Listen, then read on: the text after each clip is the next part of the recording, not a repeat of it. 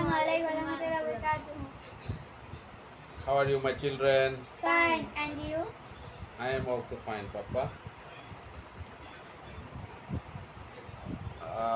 Hello, my friends. Today we are in front of you with a new topics. Today our subject is two different and popular English rules. আজকে প্রিয় দর্শক আমরা দুইটা আমাদের প্রয়োজনীয় এবং প্রত্যেকদিন আমরা ব্যবহার করি এরকম দুইটা ইম্পর্টেন্ট ইংলিশ রুলস নিয়ে আলোচনা করব, যেটা আমরা প্রায়শই বলি, কিন্তু আসলে আমরা এই জিনিসটা দিয়ে আমরা চাইলে অনেকগুলো সেন্টেন্স বানাতে পারি। আজকে আমরা সেই জিনিসটা নিয়ে আলোচনা করব। আসলে একটা জিনিস না বললে নয়, English is a subject which needs a lot of practice. আপনি যদি আপনার ফ্যামিলিতে আপনার বাচ্চাদের সাথে রেগুলারলি কনভার্স করেন, মানে কনভারসেশন সেশনটা যদি আপনারা রেগুলার আপনাদের বাচ্চার সাথে করে যান, তাহলে your children will be perfect English speaker, nevertheless not. কারণ আমরা যদি বা মনে করি যে না, অনেকে হয়তো একটু পোক করবে যে আমরা ফরেনারদের মতো ইংলিশ বলি না, আসলে ওইটা হচ্ছে পরের subject. If you want to be like a foreigner, you should need a foreign environment, wherever a lot of foreigner with you. যদি কিন্তু আমরা আমাদের আশেপাশে তো প্রায় 99% বাঙালি, আমরা ফরেনার পাই না।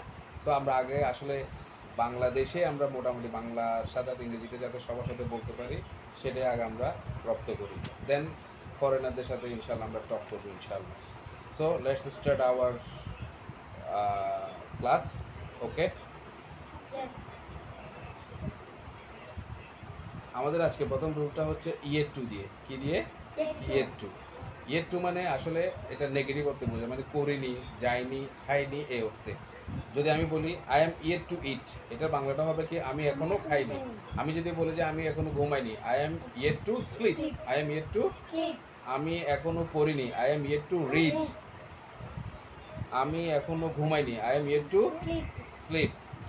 আমি এখনো চেষ্টা করিনি, I am yet to try. I am yet to Try. Try.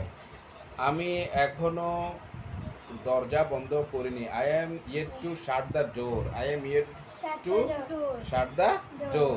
তাহলে আমরা এই ইয়েট টু দিয়ে আমরা যত নেগেটিভ বাক্য বলি, এখনো করিনি মানে মানে আমরা সাধারণত আমরা জিজ্ঞেস করি না তুমি এটা করেছো, তুমি উত্তর বলো না আমি এখনো সেটা করিনি, তখন আমি এই ইয়েট টু দিয়ে ওই সেন্টেন্সগুলো, সে যতই সেন্টেন্স হোক আমরা ইয়েট টু দিয়ে বলতে পারবো ইনশাল্লাহ। ওকে, তাহলে আমাদের এই ইয়েট টু দিয়ে এভাবে, তাহলে এটার স্ট্রাকচারটা কীরকম হবে? Subject plus yet two plus verb plus object. Subject বলতে এটা আই, অথবা আয়ের পরিবর্তে যদি অন্য কোনো ব্যক্তি হয় সে সেইভাবে বসাবে, আর ইয়েট টু বসবে প্লাস ভার্ব বসবে, তারপর অবজেক্টটা বসবে। ওকে, Okay. আবার আরেকটা রুলস হচ্ছে, সেটা হচ্ছে ওয়েন ডিড ইউ দিয়ে আমরা যেটা করি, যেমন আমরা বলি না তুমি কখন স্কুলে গিয়েছিলে, when did you go to school. School. তারপর আমি বলি না যে তুমি কখন ঘুমিয়েছিলে, when did you sleep. When did you, Sleep. তাহলে এটা স্ট্রাকচারটা কীরকম হবে? When plus did plus noun বা প্রনাউন। ইউ এটা তো প্রনাউন, তাই না? ইউর পরিবর্তে যেমন আমি যদি বলি যে কখন রহিম ঘুমিয়েছিল, when did you Rahim sleep. When did Rahim sleep. When did Rahim, Sleep. তখন আর ইউ আর হবে না, তাই না? Yes. তাহলে আমাদেরকে যদি আমরা ইউ এর পরিবর্তে কোনো ব্যক্তির নাম বসাতে চাই, তখন ইউ আর হবে না, তাই তো?